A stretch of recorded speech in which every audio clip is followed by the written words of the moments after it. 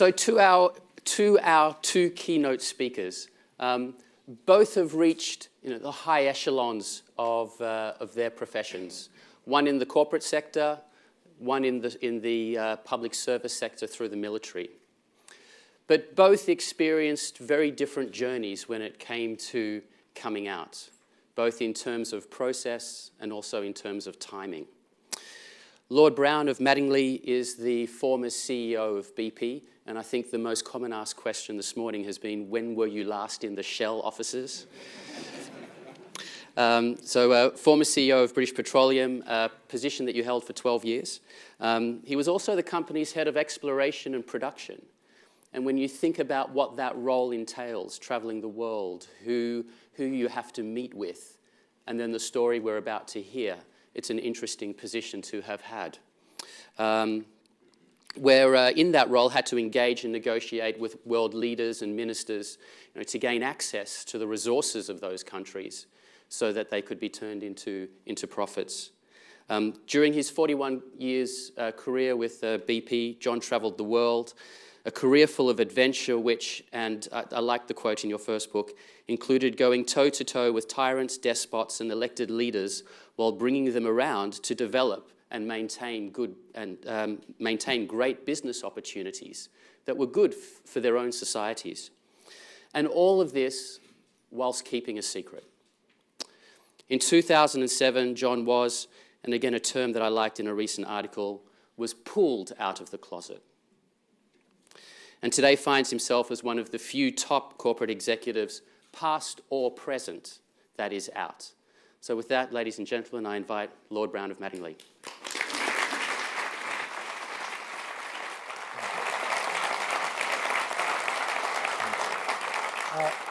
Ladies and gentlemen, good morning. The answer to the question was that I was here to see the former CEO of Shell, Haroon van der Veer, and the security was much tighter than it was this morning. But it's a great pleasure to be back at Shell, a company I've admired, and they probably know this, for a very long time, and a company upon which BP modelled many of the things it did while I ran it. So thank you for that. I'm here to talk about one topic today, and that's about being gay in business.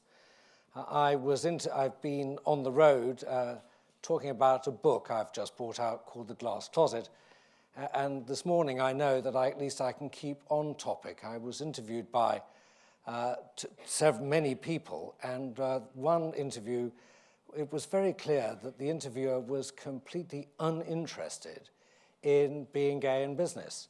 So having gone through 3 questions, in an amazing step, the next question was, and do you think fracking is the right thing to be doing in Europe?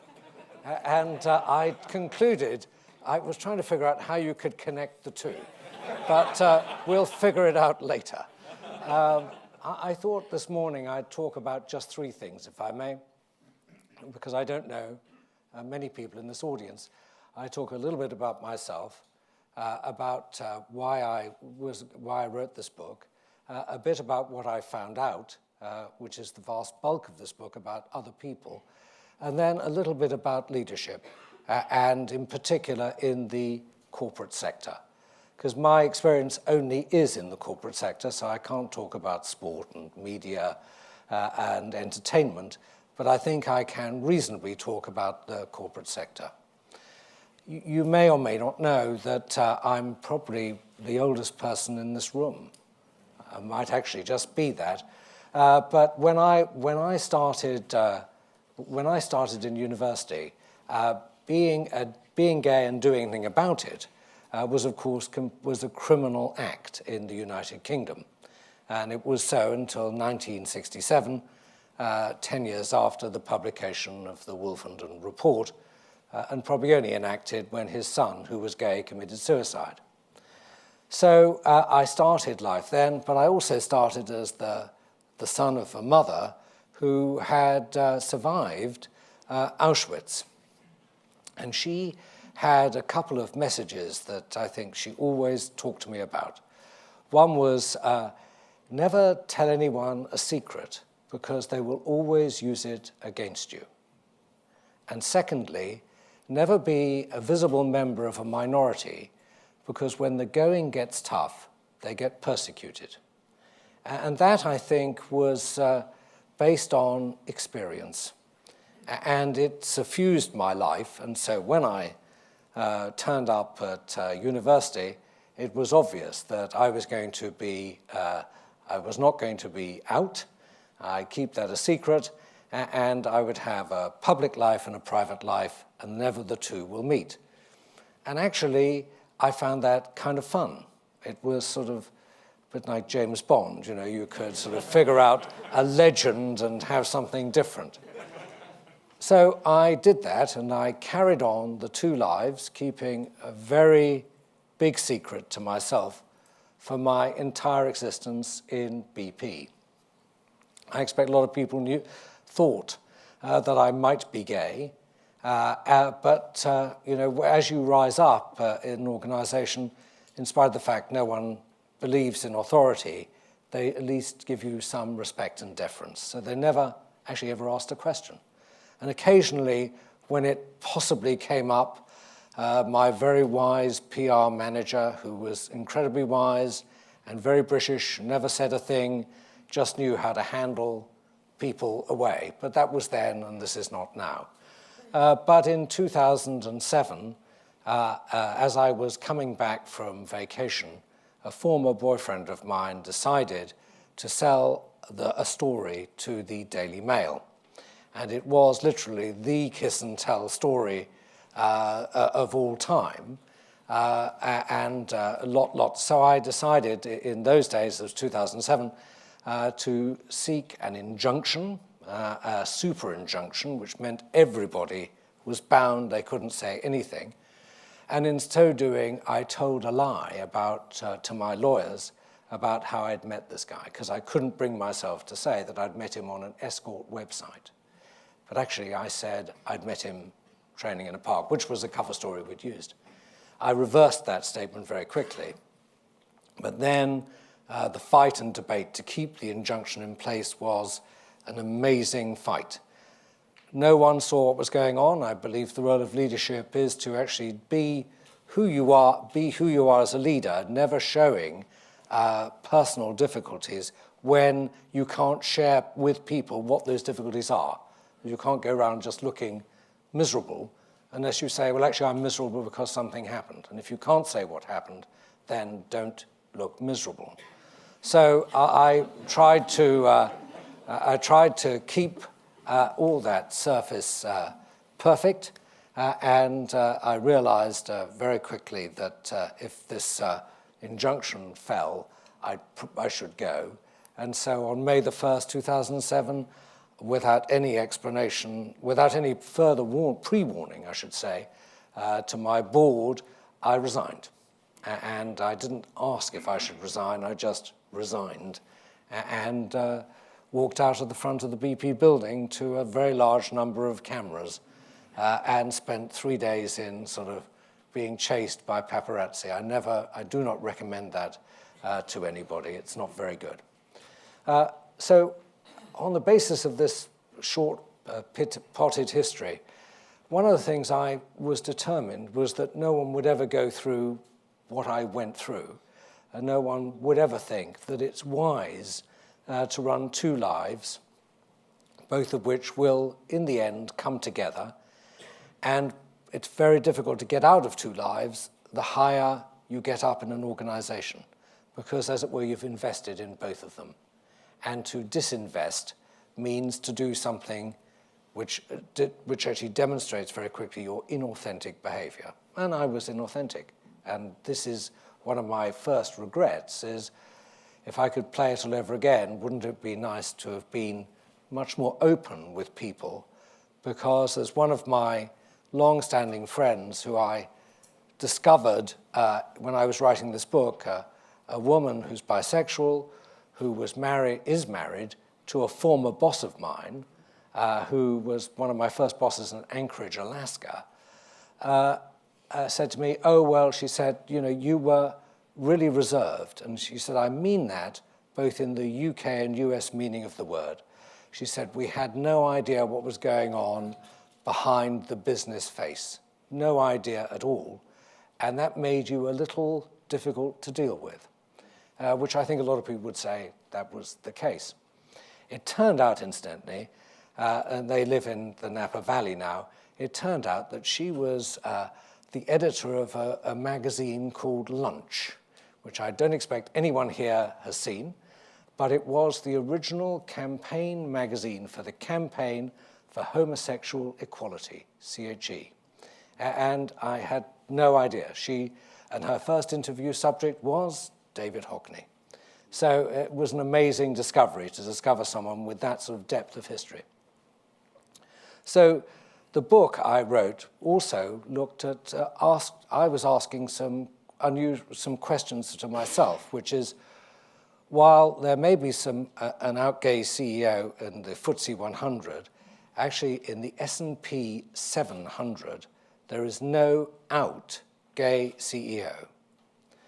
This is a measure of the large corporations headquartered in the United States or listed in the United States, which I found statistically difficult to believe. I mean, it just seems unlikely. I mean, I'm a scientist, so I deal with probabilities, but it seems vanishingly unlikely that this is a true reflection of what is. And secondly, I was also struck by people I had conversations with who said, being LGBT in a society, no longer an issue.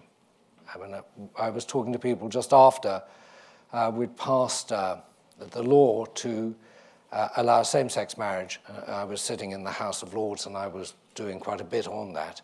And people said, well, there we're done, you see, everything's done, no problem, and we don't know what no issues. And I thought to myself, I wonder if that's really the case.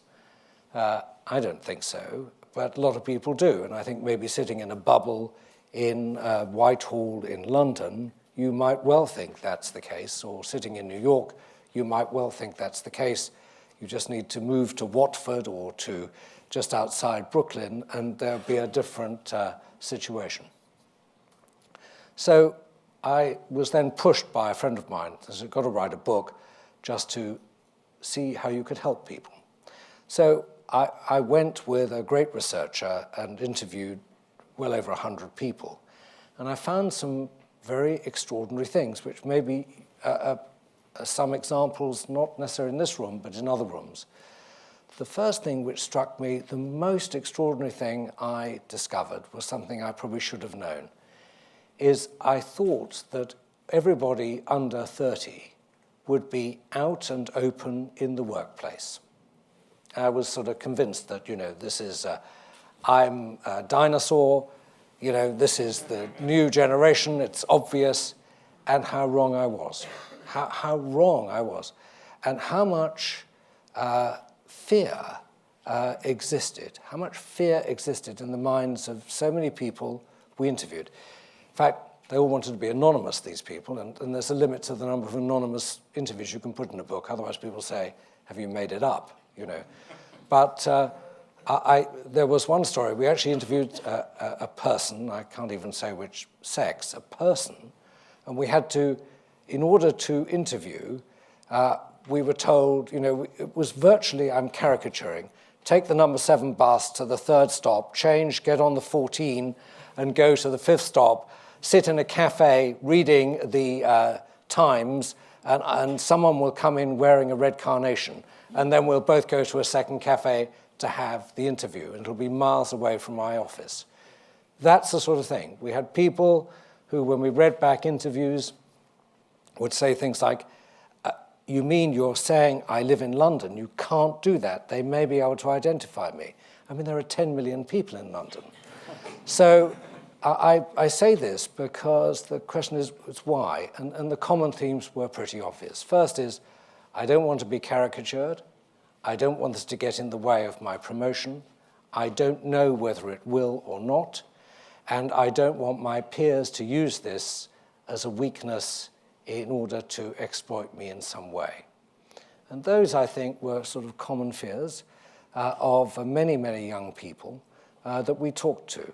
we equally talked to many people who had had a completely symmetric whole self life in corporations. And they'd come and they'd done wonderful things and they'd been themselves in the workplace, and to a person would say, and my productivity has risen because I was able to actually participate fully in the life of a society, and all business is a society.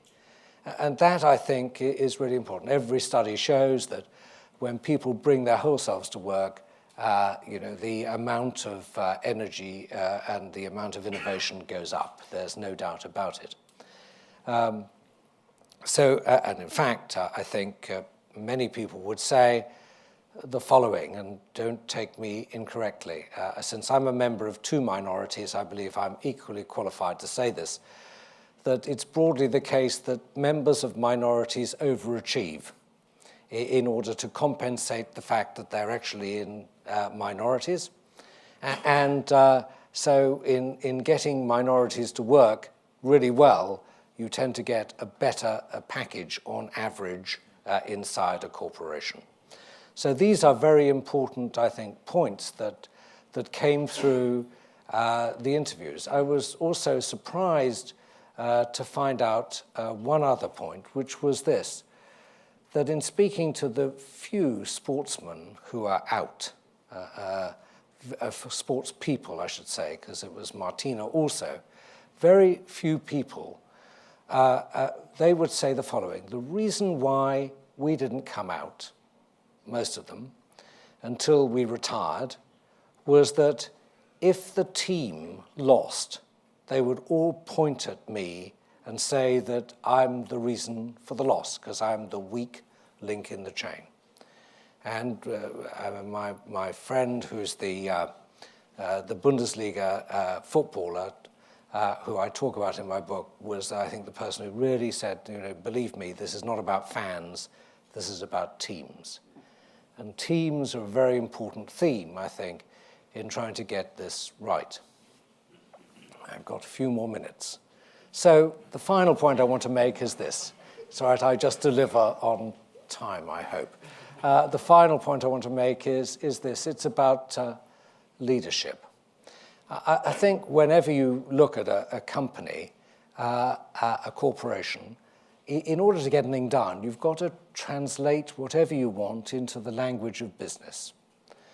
It's antithetical to be in business and talk in a language that doesn't work in a business framework, because everyone comes to a place of business to do something which is productive for the business. Those in the outside world would say, who are not in corporate life, would say, absolutely, and your business is the following: to maximize short-term profits and keep yourselves out of jail. Only two objectives. I think that's not right, and I would hope that most people here don't share that view of corporations, although we've got a lot of work to do to make sure other people don't share that view of corporations. But what happens in a corporation is complex, in my view, but it does, however you slice it, start with what is the leader, and I mean the position of the leader after leader, wants to have achieved. And again, in my experience, and I've sat on lots of boards and run a big company, and I criticize myself as well in this, is that leaders feel impelled to use the language of hard-edge strategy and performance in all matters and squeeze out human matters in most of their target setting and dialogue. And the reason they do that is, of course, the pressures from the outside world. And they think, one size fits all. But actually, it's not necessary. It's never necessary for the leader to spend all that time talking about profitability. There are plenty of other people around the leader who will do that. And actually, it's not necessary to talk about it internally that much, because it's part and parcel of performance. But by doing that, they squeeze out the time they could spend talking about the team. And the team is, of course, the most important thing. I mean, I sit in my private equity guys and remind myself that the only thing I'm really doing is picking people. I'm only looking at teams. And actually, I think when I reflect on BP, I spent more time doing that. I did it by being in the closet as well, but nonetheless, picking teams is the most important thing, and talking to the team. So leaders have to spend a lot of time being unremittingly committed, and I do stress unremittingly committed to all dimensions of inclusion. And unremitting means unremitting. In other words, they have to say what they want, establish a metric, usually survey-based, and go round and saying, why is it not working? Tell me about this. Tell me about this again and again. And things, surprisingly, move. They always do. They always move. But the most important thing, and again, when I talk to lots of companies, is they say, well, it's fine the leader's saying that, but nothing's happening. You know, there's a big, as always, the story of the middle. It's tough to penetrate the middle. The answer is everybody's a leader, and you've got to keep pushing everybody to say the same thing. To me, that's really important. I think the second thing which is really important in this area is for people to have role models. I think in any walk of life, if you can identify a little piece of yourself in somebody else, it gives you confidence and security that you're doing the right thing, and actually also might remind you that mistakes are made and life is not perfect. But I think identifying and having the role models is really important indeed. So my book is about all these things. The clock is 2 minutes to 10. I think I've finished on just one thing. First, I do think I don't want people to repeat what I did. I think it's not a good idea. Secondly, if anyone thinks this is a business which is finished, they need to think again. Thirdly, leaders need to work very, very hard indeed, both in their own signaling and picking and talking about role models. And my final fourth point, because I always give 4 points, is if we think that, if we think we have a complex life here, of course, it's much bigger complexity outside. I'm struck by the fact that of the 77 countries where homosexuality is illegal and or a capital crime, fully half of them, of course, were former members of the British Empire. It was one of the great export things that Britain did, was to send a bunch of laws to people, and the only problem is they didn't send the maintenance kit with it. And so it stays there and it's fossilized. It's very important that we just remember that if we think there are any problems around here, we might just reflect on the very large problems that so many people have in the world. I think it will give us a sense of place and position, which is much more appropriate for people who should behave with dignity. Thank you very much.